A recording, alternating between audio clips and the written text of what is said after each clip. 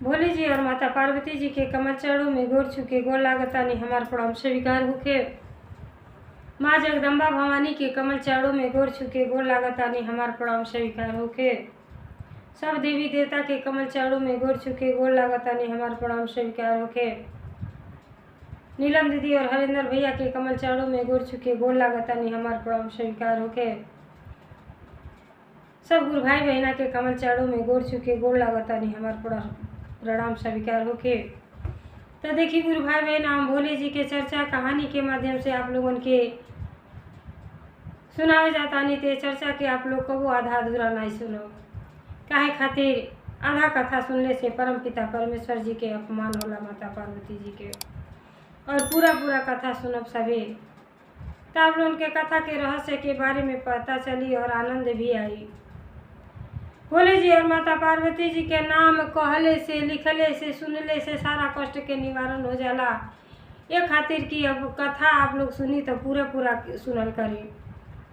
काहे खातिर हमार कथा जौन है भजन कीर्तन के साथ रहेला, बड़ा ज्ञानवर्धक रहेला। तो जब सुनब पूरा तबे आनंद आई। कथा तो एक जरिया बा आप लोगों के जरूर कुछ न कुछ जरूर हर खिस्सा से सुने के समझे के मिली। तो देखिए वो गुरु बहिना बाड़ी तो उनके कहल जाला कि माई के कोख कुहारे के हवा एक के बराबर होला, लेकिन कौन केहू सुंदर होला केहू क्रूप हो जाला।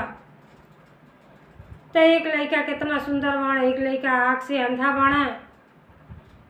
और जब गुरु बहिना के अंतिम समय आ जाला, जाने ली कि अब हम नहीं बचब, तो अपने पतोहे से कहेली कि ये बेटी अपने देवरे के पुत्र के समान जनिया, इनके इतना प्यार दी है कि इनके तन को तकलीफ ना हो कि मनुष्य के जीवन पाके एक दूसरे के काम आई बहुत जरूरी चीज़ है। तो कहे के तो बहू कह देली, लेकिन देखी कितना गलत कहले बाड़ी। जेठ बड़ बहुत माँ के समान होली, लेकिन अपने देवर के ऐसा खीर में जहर पियोले बाड़ी। तो देखी भोले जी आके कैसे साक्षात उनकर रक्षा कैले बानी। तो जब ये कथा के पूरा सुनब सबे तबे आप लोगों के आनंद आई। माँ के दिल का होला, माँ के दर्जा तो केहू ले ही ना पाई। कितनो कहे नाम के चीज़ है कि बड़हन भौजाई माई के समान होली। माई रहती तो ऐसा तो नहीं करती। तो देखिए हमारी कथा अगर आप लोगों के रोचक लगी, अच्छा लगी तो लाइक कमेंट जरूर करब। और जो हमारे चैनल पर नया हुई हमारे विधाता ज्ञान चैनल के सब्सक्राइब कर दी, ताकि जो भी हम वीडियो डालें नहीं रोज़ तो आप लोगों के पास आसानी से जा पहुँचे और आप सभी आनंद उठा सकें। और देखिए गुरु बहिना, हमारे एक और चैनल बा देव शक्ति किरण सिंह, ओके वो चैनल के सब्सक्राइब कर रहे सभी, तो आप लोगों के हर प्रकार के गाना ऊपर सुने के मिली। संध्या भोर से लगा जितना मंगलिक कार्यक्रम होला,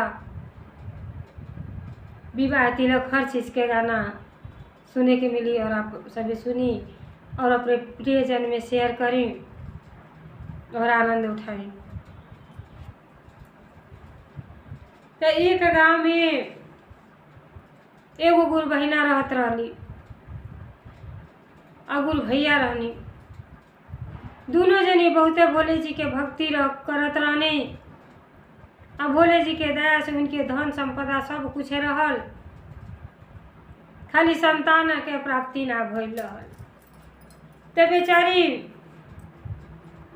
कुछ दिन बीत गल तो लगली निराश रहे। तो भक्ति में इतना शक्ति है कि बेचारी भगवान के शरण में गईली, कहली हे पिताजी बुढ़ापा के सहारा के सबकी आवश्यकता पड़ेला। आज जब ले स्त्री के माँ ना बनेली तब ले जीवन धन्य ना होला। तो हमार गोद भर दी हे भोले जी, हे माता पार्वती जी गोद भर दी। तो भोले जी के दया से उनके देखी गुरु बहिना 2 पुत्र भइला। तो एक पुत्र तो जुड़वा पुत्र 2 जनी भइला और एक पुत्र बहुत सुंदर सुशील रहला और एक जनी आँख से अंधा रहना। जैसे सियान होते गईला तो अनुभव होखे लागल कि आँख से इनके दिखत ना बा। तो बेचारी बड़ा चिंतित रहें। लेकिन जनता वाणी चाहे अंधा हो, लंगड़ा हो, लूजा हो, कितना हो, कुछ भी हो, माई अपने बच्चन से उतना ही प्रेम करेली। अपने आँख से उछल ना होके ना, बहुते प्यार करे अपने बच्चन से। और जब बड़का लड़का जवन वही में जन जुड़वा में जन बढ़ान रहना, सही सलामत रहना, बड़ा जल्दी से आन हो गई ना, तो गुरु बहना उनका विवाह कर देली। घर में उनका पत्नी आ गईली। सोचली पत्नी आ गईली तो थोड़ा काम बट जाई, भक्ति भाव करब, अपने लड़का के सेवा भाव भी करब। जबले माई रहली तबले तो बहुते सेवा भाव अपने बेटा के कईली। अब बेटा भी जब माई पूजा करे जा तो हाथ पकड़ के कह माँ हम चलब, तो ले जा मंदिर में बैठा दें। तो जबले चर्चा होके भोले जी के तबले बड़ा प्रेम पूर्वक से सुने, अब भक्ति में लीन हो जा। जैसे जानकार भइना आँख से भले ही ना दिखत रहल, लेकिन जब शिव चर्चा में जाए लोग ना तो इतना सुंदर सुंदर भजन कीर्तन गावे कि सुनत नहीं बने। सब देवी देवता उनका भजन कीर्तन सुने करते हैं, सब केहू व्याकुल हो जाए जब वो चर्चा में जाए बैठ के गावे लगे। तो बड़े प्रेम भाव से सभे केहू सुने। और सरस्वती जी के दया से देखी उनकर इतना अच्छा सुंदर स्वर रहल कि जहाँ तक आवाज़ चल जाए तहाँ तक सब केहू एकजुट होकर उनके भजन कीर्तन सुने। अब माई जब भी जा तब भी अपने लड़का के लेके जा। धीरे धीरे लड़का सियान हो गई ना, 12-14 साल के इहो हो गई ना, तो माई बीमार हो गई। गुरु बहिना जौन रहली थोड़ा शुगर उगर के दिक्कत रहल, बेचारी पहले से परेशान रहत रहली। एक दिन बीपी उनका लो हो गई। अब लगल कि हमार जान नहीं बची, तो बहू के बोलौली, कहली ये बहू अपने देवर के छोटे बेटा समझिया, बड़न भौजाई तो माई के समान होली। और ना जानी हमार जी कान काहे इतना घबराता, का जानी कुछ अगर हो जाई तो के उनकर सेवा भाव करी। तो उनका हाथ तोरे हाथ में सबके जाता नहीं। अपने बेटा बहू से बड़ा विनती कैली कि ये बाबू अपने छोटहने भाई के बेटा समझिया, आइन का देख रेख तोहरे हाथ में बा बेटा, तोहरे हाथ में बा। बहू कहली काहे चिंता करता नहीं, अरे हमन के बानी ना, आपके कुछ ना हो ये भाई तो आप सेवा भाव को ले। बात तो बड़ा सुंदर बहू कहली। और जन बड़ा बेटा रहना बहुत संस्कारित रहना, कहला माई तोहके कुछ ना होखे के चाहे। आज उन कहत अड़ू बड़ा भाई, तो हम अपने से ज़्यादा ख्याल अपने भाई के रखब। बहुत प्रेम अपने भाई से करत रहना। एक खातिर कहल जाला कि निबिया रे करुआसन तबो शीतल छाई, अब भैया रे बीराना तबो दहिन बाही। एगो बाही समझेला, अगर अच्छा भाई निभाए तो। बेचारा बहुत प्रेम करत रहना। बेचारा उठे सवेरे अपन बाही पकड़ के उनकर सारा क्रियाक्रम करावे, नहवावे धुलावे और साथ बैठ के भोजन कराना, तब भोजन करें। बहुत सेवा भाव करते रहना। अब कुछ दिन के बाद जौन है वो गुरु भैया जौन रहला वो स्वस्थ हो गए ना। अब दोनों जनी पति पत्नी दोनों जनी बीमार जब पड़ल लोग, तो दोनों जनी स्वर्ग सिधार गए लोग। और दोनों जनी अपने बेटा बहू के शौक के गए लोग कि छोटका लड़का के ध्यान रखियो। तो देखी माई के दर्जा तो गुरु बहिना केहू ना ले पाई।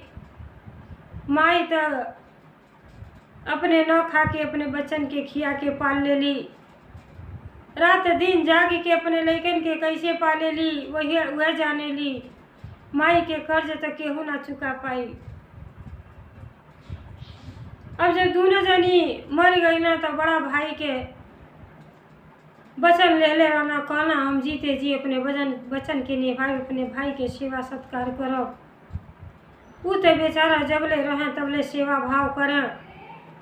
और कुछ दिन तो भौजाइयो कैली, भौजाई के माई के समान समझें। अब कुछ दिन के बाद जब जानली कि माई बाप दोनों जनी मर गए ना, तो कहली अब जब चली जा बड़का लड़का अपने काम धाम पर, तो कहाँ अरे हमार सास ससुर तो मरी गई ना, लेकिन एगो बोझ हमारे कपारे पर सौंप के चल गई ना। ये इतना भारी बोझ सौंप के चल गई ना कि बिहान के हमारे वो लड़का हो जाए तो हम अपन लड़का संभारब कि ई छोटवने लड़कन खान इनके संभारब। अरे हम इनके पैदा थोड़ी न कैले हैं। अरे पुत्र के समान के मतलब पुत्र पैदा कइल जाला तो ओकर सेवा भाव कइल जाला। इनके मन करी तो करब, नहीं तो नहीं करब। अब मन में खटास हो गई। और जब तक पति रहे थोड़ा बहुत ध्यान ख्याल करें, आ जैसे वो चल जा तैसे कहें अरे तुहार माई दादा तो मर गई ना, तू ना जानी कहिया मरब, तो के हमारे कपारे पर सौंप के चल गई ना। ये अंधा पैदा कर गई ना दूसरे के भरोसे। बहुते कुशब्द बोला गुरु भाई बहना, बहुते कुशब्द। तो कहानी से तो यह सीख मिलेला कि अगर हम मनुष्य के शरीर पोले बानी तो मनुष्य के काम आए के चाहिए, तब जीवन सफल होला। यह मनुष्य के जन्म तो इतना अच्छा है कि हम सब चीज़ देख सुन सब चीज़ कर सकेनी। तो सेवा भाव करे के चाहिए, पुण्य मिलेला, अगला जन्म बन जाला। लेकिन वो भक्ति भाव कुछ हो जनता ना रही बहू, और सेवा भाव भी कुछ ना जानत रही। अब मन में उनके बैठ गए कि सास ससुर तो मरी गए बाना, आई जी हाँ तो आधा के हिस्सेदार हो जाई हैं। और कोनो आदमी अपने नाम लिखवा ली तो आधा हमार सेवा करब हम, मेवा के हुआ और ले ली। तो देखी गुरु भाई बहना, सेवा के जे सेवा करला ओकर फल तो मीठा मिलबे करेला, लेकिन मन में विश्वास होके के चाहे। देवर तो इतना विश्वास करत रहना कि माँ के समान अपने भौजाई के माने और भाई के पिता के समान माने। कबो मन में उनके यही खोट नहीं रहल कि हमार धन दौलत दूसर के ले।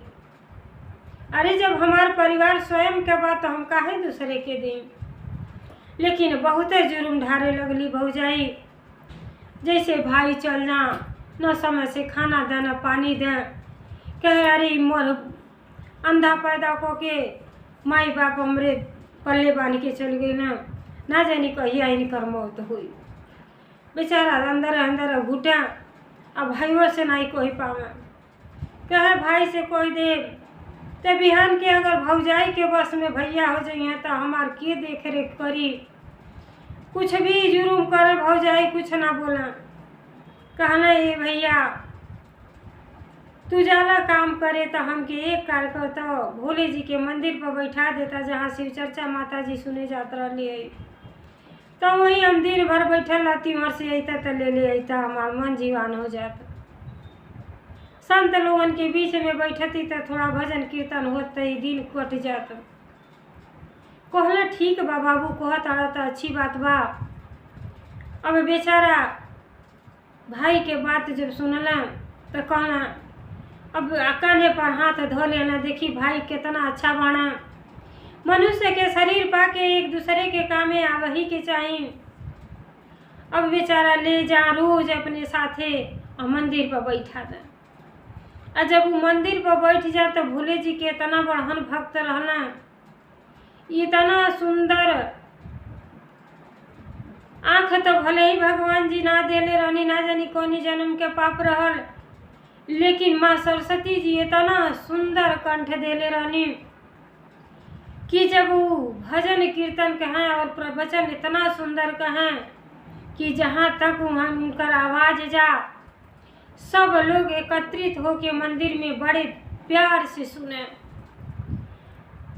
और देखी जे भक्ति भाव करला ओकर वही में मन लगाला, आ जे नाई कुल जाने ला तो ओके बेकार लगेला, कहला ई पागल है, सब झूठ के ढोंग है। लेकिन गांव के लोग इतना प्रेम करे लगना वो अंधा बेटा से कि जैसे वो प्रवचन शुरू करे मार लाइन लग जा, लाइन से सब जाके बैठ के और जब तक वो भजन कीर्तन करा तब तक प्रेम से सब सुना। सब केहू के प्रेम हो गई रहल वो अंधा बेटा से। और जब भाई देखला कि इतना भीड़, इतनी लंबी भीड़, बड़ा अति प्रसन्न भइला कि सब भोले जी के दया है, कम से कम भाई के जिए के एक सहारा मिल गई। प्रतिदिन बेचारा अपने ले जा ले आवा। अब कुछ दिन के बाद भौजाई सोचली कि इतना लोग इनके साथे, इतना पूरा गांव प्रेम करता, हो न हो एक दिन ही जौन जमीन जायदाद बा एक दिन केहू न केहू लिखवा ली, तो कुछ न कुछ हम नबले करम ना तबले ही इनके घर से दूर कर दी। अब प्लान बनौली, अपने पति से कहली कि ये जी सुनी, ये अंधा के हम पैदा नहीं कइले बानी कि इनका माई हई, इनका माई तो पैदा करके मर गईली, आ इनका बोझ हमारे बस के नहीं खे। अब घर में रौरे चल जानी ती हमके उठपटांग कुछ न कुछ उल्टा सीधा बोले ना, तो अब नहीं खे बर्दाश्त हो। तब देखिए अलहन लगा देली, जौन अंधा देवरू माँ के समान अपने भौजाई के समझत रहना, तब मैं हरारू इनके तिरिय चैत्र केहू ना जाने ला। कहली कि या तो अब यह घर में रहिए या तो हम ही रहो, नहीं तो हम फांसी लगा लेबे घर में रही। तो अब आज बिहान में रौरे के निर्णय ले लेवे के बा कि के घर में रही। भाई बड़ा आश्चर्य में पड़ना, भगवान के शरण में गईला जहाँ वही उनका भाई रहना। कहला बाबू हम आज बहुते दुखित बानी। कहला भैया का हो गई, जौन की इतना कष्ट सही के भाई कबो भाई से कुछ ना कहें कि भाई के तकलीफ होई। कहला कि बाबू अतवार भौजी कह तारी कि या तो हम ही रह या तो तू ही रहब। अब दोनों जनी अपने बड़ा लोगन, हम ऐसने धर्म संकट में पड़ल बानी कि का करी, नहीं तो कह तारी फांसी लगा ले। कहला नहीं भैया इतना छोट बाती करती तू नाराज हो गई, तू गुस्सा में बाड़ा। अरे भाभी तो माँ के समान होली, आ माई के हर फर्ज के अदा करे के चाहिए हमन के। अगर उनका यह इच्छा बा कि हम घर में ना रही तो हमके जंगल में एक ठो झोपड़ी डाल दो, और वही जंगल में हमें एकांत में रहब। अब भाभी के जीवन बच जाई, भाभी अपन घरे रही है। भाभी माँ कितना शुद्ध विचार रहल, तो भक्ति भाव में यह तो असर है कि जेकरे दिल में प्रेम बा, सद्भावना बा, तो केहू के कष्ट ना पहुँचावेला। भले ही अपने दुख हजारों सहेले ही, लेकिन दूसरे के दुख कबो ना दे सकेला। अब बेचारा कहना कि भैया निराश ना होखो, भरत मिलाप जैसे राम और भरत जी मिले ली वैसे दोनों जनी गले मिल गए ना।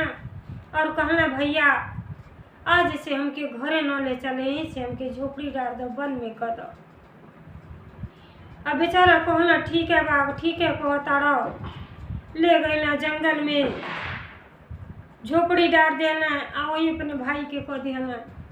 कहना भाई लेकिन जीते जी हम तोहार साथ ना छोड़ब, तो के भोजन पानी के जौन भी सामान लगी सब हम तो के जंगल में समय समय से पहुँचावत रह, तो के बिना खियले आ हम अपने भोजन नहीं ग्रहण कर।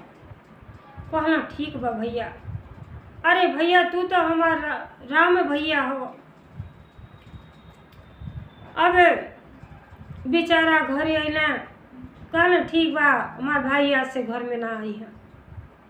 भाई के ले गए ना जंगल में कह दिया ना, आ झोपड़ी डाल दिया ना, वहीं में रहे लगला।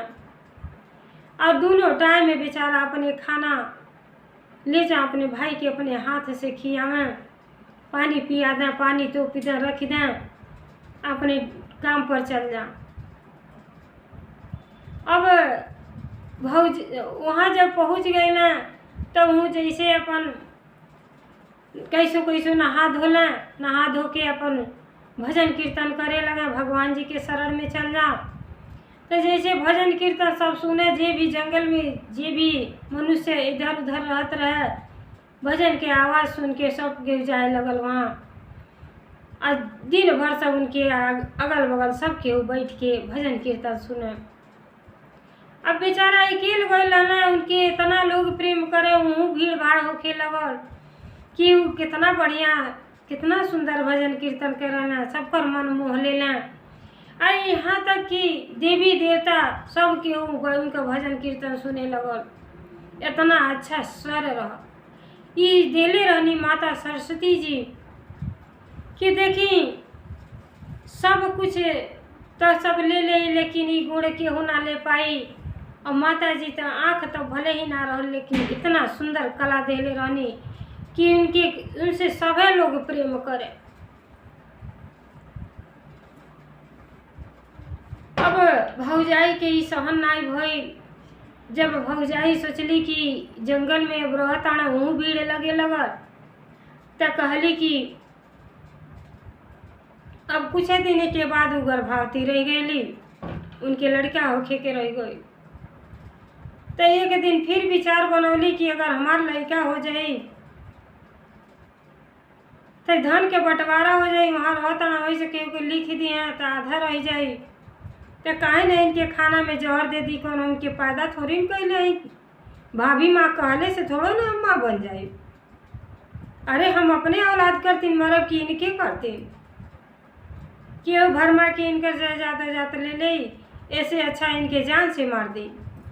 तो देखी गुरु भाई बहना, मनुष्य के शरीर पाके ऐसा पाप कर्म कबो ना करे के चाहिए। अरे जब धन दौलत बा सब तो छोड़ के चल जाइबे, हमार तो हर कैले में अपन जीवन व्यर्थ न करी।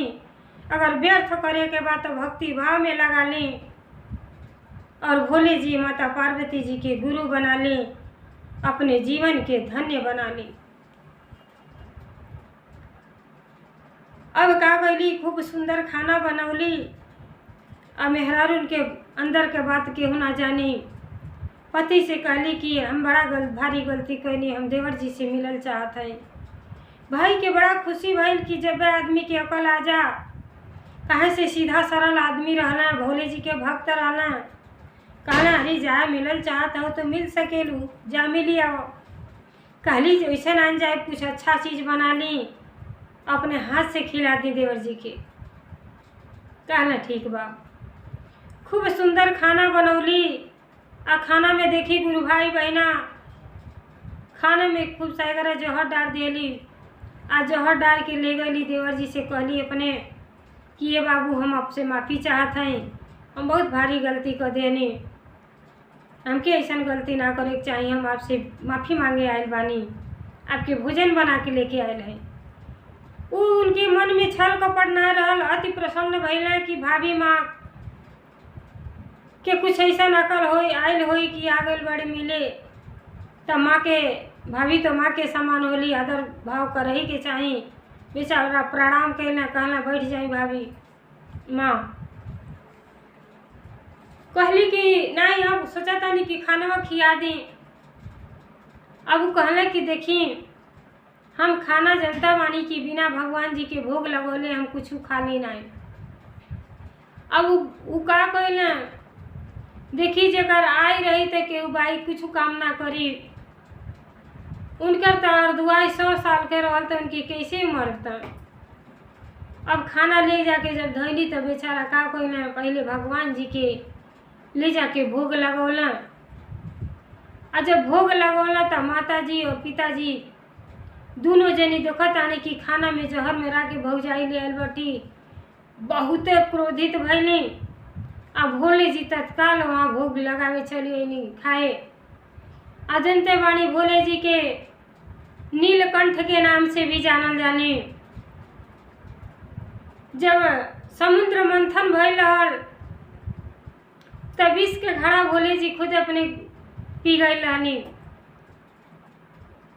अब वहाँ गईली तो सारा जहर के जौन विष रहल सारा अपने पी गईनी। अब खाना शुद्ध हो गई। अब वो खाना खैले उनके कुछ ना भइल। भौजाई घरे अली, बड़ा खुश भइली कि आज तक इसे छुटकारा मिल जाई। तो देखी गुरु भाई बहना, जेकर नाथ भोलेनाथ हो के वो अनाथ नाई होला। जे अपने शरीर के भगवान जी के हवाले कैले रहना, भोले जी के गुरु बनौले रहना माता जी के, तो उनका रक्षा स्वयं करे भगवान भोले जी खुद आ गई नहीं। अब हर अगोली पहर अगोली की देखा तो कुछ बुरा सा समाचार ना मिलता, अभी कुछ भइल ना इनके। अब आश्चर्यचकित रह गई, खाना ले गई, खैले मरले नहीं, इतना ही मर के घड़िया पी के आयल बाना। अब उनके दिमाग में हर हमेशा खरमंडला चले। देखी जे समझदारन के समझावे के चाहिए, अगर समझदारन के इशारा काफ़ी है, अगर जे समझता वही के बात के समझौले की कोशिश करी, और जे नहीं समझता हो कि कितना हो लाख कोशिश करो गुरु भाई बहना, लेकिन उके भक्ति भाव का कंठ के नीचे ना जाई, अच्छाई कबो ना जाई। जब बुराई में रही तो बुराई नजर आई। अब वो रात दिन सोचा ताड़ी कि मुगला ना, लेकिन यहू से कड़ा जहर दे कि मर की जाओ, ख़त्म हो जाओ और धन दौलत हमार हो जा। तो लालच बड़ा बुरी वाला है। भाई के हक तो कबो नहीं मारे के चाहिए। अब भाई के हक मरले के बाद वो सुख चैन के जिंदगी कबो ना जी सकेला। लाख धन गजले रही, सारा यहीं छोड़ के चल जाई। कहीं पत्नियाँ मर जाए, कहीं बेटा मर जाए, दुख तकलीफ तो हमेशा लगल रही। धन दौलत से बेसी, अरे धन दौलत रहे या न रहे, परिवार अगर साथ बा सहमत बा तो जीवन आराम से कट जाए। धन के पीछे न भागी, परिवार के पीछे भागी कि परिवार के अच्छा ना अच्छा संस्कार दी, इतना अच्छा गुण दी कि प्रेम भाव से जीवन कट जा, पता न चले। अब बेचारी देखी कुछ दिन बीतल तक गर्भवती रहली। भगवान भोले जी के दया से उनके घर में जो उनका बड़ा भाई रहना, छोटा रहना, दोनों जन जब सुनल कि घर में बच्चा आवे वाला बात, बड़ी भक्ति भाव करें कि भोले जी बहुत सुंदर हमारे घर में एगो वारिस दे दी ताकि हमनों के जीवन धन्य हो जा। तो भोले जी वाले उनके मनोकामना पूर्ति हेतु बहुत सुंदर बालक के पैदा भइना। जब बालक पैदा भइना तब भाई जौन रहना उनका बड़ा खुश भइना। पिता कहला कि पहले दौड़ल गए अपने छोटे भाई से सूचना देना कि भाई बाबू देखा तू चाचा बन गया, बहुत सुंदर बालक के जन्म भइल बा घर में। अब बालक के जन्म सुनने तो बहुत सुंदर सोहर मगर मंदिर में भगवान से दया मंगला कि हमरो आई लग जा, लड़का 100 साल जिया, उनका उम्र बढ़ जा। बोले जी दया करें, कृपा करें उनके पर। इतना अच्छा विचार रहल, कबो गलत ना इतना जहर देली, लेकिन गलत ना सोचला। लेकिन भौजाई जौन बाड़ी धीरे धीरे लड़का जब साल भर के हो गए ना, तो फिर मन में उनके खटास बने लगल कि मरला ना, एक बार और कोशिश करी कि दुनिया से उठ के चल जा, कि धन दौलत हमारे एक तरफा हो जाइए, हमारे एक गो औलाद बना, हमारे औलाद के सुख विलास करिए। तो देखी गुरु भाई बहना का कहली कि अपने पति से फिर छल कैली कि हम देवर जी से मिले चाहतानी, इतना दिन से वहाँ बानी, अब अच्छा नहीं खेल लगत, हम भेज के पछतात है। कहला का बात है, आता मिलल चाहतानी, अत जा मिले और के रोकता। कहली वैसे नहीं जाए, बढ़िया खूब तस्मई बनौली खीर, आ खीर में इतना ज़्यादा जहर डाल देली कि बचल मुश्किल कैले रहली। जहर डाल के और जौने पात्र में जहर में रौले रहली, वो पात्र नीचे छोड़ के और उनके तो यह घुमार छवले रहल कि कब चलती है देवर के जहर दे देती और मर जा। अब ओके ऊपर नहीं धैली, नहीं जानता रही कि हमारा छोटा बच्चा बड़ा, कहीं खेलत कूदत चल जा, मुँह में डालना तो नुकसान करी। अब लेके वहाँ गईली, और जब जहर लेके जात है तो देखी कहल जाला जेकर नाथ भोलेनाथ हुआ नाथ कबो ना हो पाई। भोले जी माता पार्वती जी देखा तानी कि खीर बना के ले जाता रही, स्वयं कहता रही हाथे से खियाए, आज तो देखा था इनका मृत्यु हो जाई। अब दोनों जनी तन को विलम्ब बना कैली, वहाँ से कैलाश छोड़ दियानी और ब्राह्मण के रूप बना लेनी। गांव में एक जनी ब्राह्मण रहता ना, उन्हीं के शकल सूरत बना के रास्ता में ठड़ा हो गई। जैसे अब आईली 2-4 परब खीर रहल, देवर से बातचीत करें कि खीर खा ली। कहली बोले जी और माता पार्वती जी बेटी, अरे तोहरे घर पर तो बड़ा भीड़ लगल बा, तोहरे लड़का के लगता कुछ हो गई। लड़का खेलत खेलत गई ना, वो खीर चाट लेना और मुँहे आए भुजा फेंके लगल, देह नीला पड़ गई।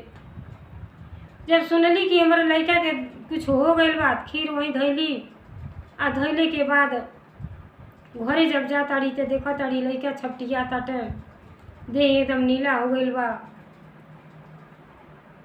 तो अइले और अपने भाई से कहला कि बाबू सुनत है कि बाबू के बड़ा अचानक तबीयत खराब हो गई बा, कहता सब देहिए नीला हो गई बा, ये पता नहीं कैसे ऐसा हो गई। आ तू ना भक्ति भाव करला, तनी भगवान जी से अपन दया कृपा मांगो कि हमार बालक ठीक हो जाए।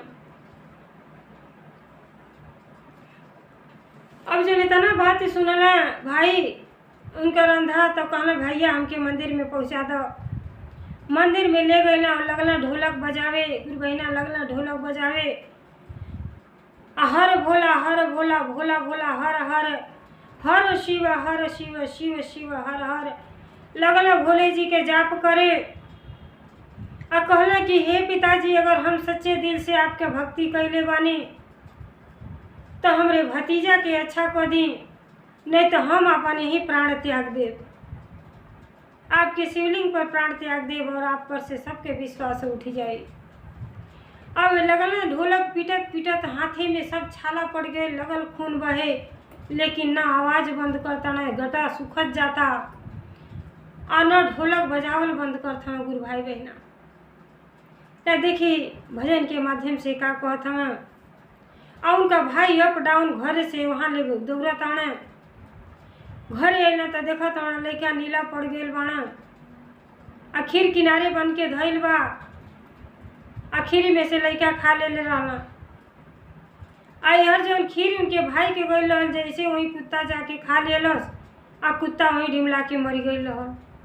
भाई के तुरंत शक हो गई कि हमार पत्नी लगा था हमरे भाई के जहर दे देले बाड़ी, जहर में राके ले आए, लेकिन हमार भाई बच गए ना।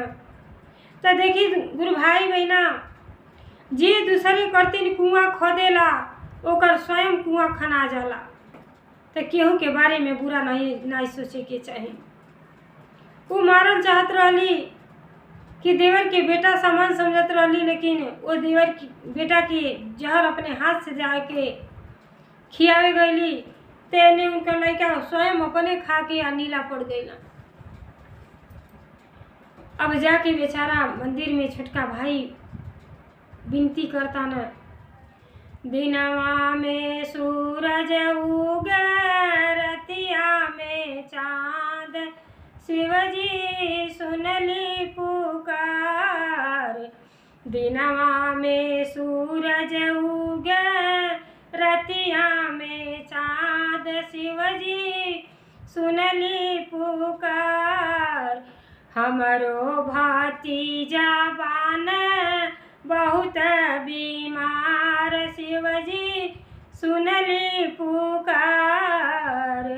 हमरो भतीजा बान बहुत बीमार, सुनली हमरो पुकार। दिनवा में सूरज उगे रतिया में चांद, शिवजी सुनली पुकार। हमरो भतीजा बान बहुत बीमार, शिवजी सुनली पुकार। रौरे भरोसा मन में श्रद्धाया पार, शिवजी सुनली पुकार। रौरे भरोसा मन में श्रद्धाया पार, शिवजी सुनली पुकार। दिनवा में सूरज उगे रतिया में चाँद, शिवजी सुन ली पुकार। रौरे भरोसा मन में श्रद्धा अपार, शिवजी सुन ली पुकार। तो देखिए मन में श्रद्धा के आस लेके और ढोलक पिटत जाता है, भजन कीर्तन सुनावत जाता है, सब देवी देवता सब हड़कंप मचल बा कि इतना भक्ति भाव कर रहल बाड़े कि हमरे भतीजा के बचा ली। सब के वो आश्चर्य में पड़ल बा कि वही लड़का के माई और इनके जहर दे के मारल चाहत रही है। तो देखिए स्वयं उनके लड़का संकट में पड़ गए बाड़ा और उन्हीं के लड़का करतीन इतना भक्ति भाव कर रहल बाना। कहता है हे पिताजी आप हमके, हे माताजी आप हमके दर्शन दें, दर्शन दें और हमरे भतीजा के ठीक कर दी, हमरो आई लग जा, उनके बदले में हमार प्राण ले लें। हम ना जियल चाहतानी, लेकिन अगर हमरे जीते जी हमरे लड़का के कुछ हो जाई तो हम तो मृतक के समान हो जाए। हे भोले जी हम आपके यही शिवलिंग पर मुड़ी पटक पटक के अपन जान दे दे, बात में हत्या कर ले अगर हमारे बाबू के जीवित ना कर और आप पर से सबके विश्वास उठ जाए। हे पिताजी कुछ चमत्कार करें। अब देखिए भोले जी माता पार्वती जी तुरंत प्रकट भैली, दूरे से भाई के अंधा आँख से उनके दर्शन मिला था। भोले जी माता पार्वती जी उनके सर पे हाथ धो के सलाहतनी और कहतनी कि ये बेटा वो अंधा रहला, उनके आँख के रोशनी आ गई, जैसी लीलारे पर हाथ फेरनी आँख के रोशनी आ गई और कहले कि जा बेटा हम हमारा आशीर्वाद तुम्हारे वो भतीजा के साथ बा, उनके कुछ ना होई। लेकिन ये तो हर जवन भौजाई बाड़ी, ये तो के 2 बार मरले के कोशिश कैले बाड़ी, एक बार तो खाना में जहर देली तो हम खुद के स्वयं पी गईली और दूसरा बात तो के मारे के कोशिश कैली तो ब्राह्मण बन के हम ही आके तुम्हार जान बचैली, नहीं तो इस बात तो के जान से मारिए देले रहती। तो बहुत औरत के नाम पर वो कलंक बाटी, लेकिन तोहर उनके भक्ति से हम प्रसन्न होके तोरे लड़का के जीवन दान देता नहीं। इतना कह के भोले जी माता पार्वती जी अंतर ध्यान हो गईली और सारा दृष्टि बड़का भैया उनकर देखत आना दूरे से जाके छोटका भाई के चरण में गिर गई, कहला कि हे बाबू अरे तुम्हारे वजह से तू इतना भक्ति भाव करला, अब भोले जी के दर्शन हमके हो गए। भोले जी आशीष देनी, देखा चलो घरे देखल ना बाबू के का हाल चाल बा। हाथ पकड़ लेना छोटा भाई, कहला कि भैया अरे तू तो हमारे पिता के समान बड़ा भाई, अरे तुहरे चरण में तो हमार चारों धाम बा, हमके सेवा भाव जवन करे के चाहिए। लेकिन आँख के अंधा हो गए के नाते हम तो हर कुछ ना कपोली, लेकिन भोले जी के आज हमारा आँख के रोशनी दे देले बानी, आज से सेवा भाव हम तुहार करब। बहुत खुश भैले और अपने भाई के गले से लगा लेना। दोनों भाई दौड़ते दौड़ते जब घरे जाता ना तो मेहरारू लड़का लेके बैठल बड़ी, लड़का तो कुद्दत छटकता ना, जैते अपने मेहरारू के खींच के 4-5 तमाचा मरला।